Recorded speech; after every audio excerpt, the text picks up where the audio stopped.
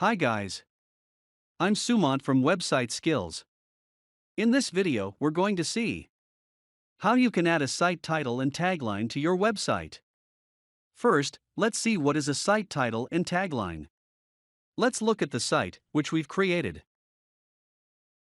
Now, the site title is the name of your website, which appears here, and the tagline is a short description of the website, which usually appears next to the site title, like this.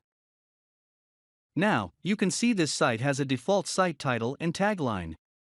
So how can you change this and enter your own site title and tagline?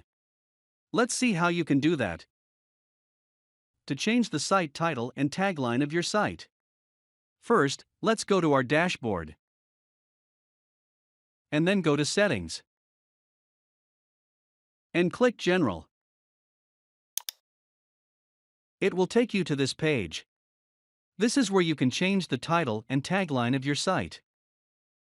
Now here you can see, we have the option to change the site title. So to change the site title, just click here. And enter your title. I'm going to enter my title as Website Skills. Okay. Next, let's add the tagline. To enter your own tagline, just click here. And then enter the tagline you want. Since we are making tutorials, I am going to enter the easier way to learn.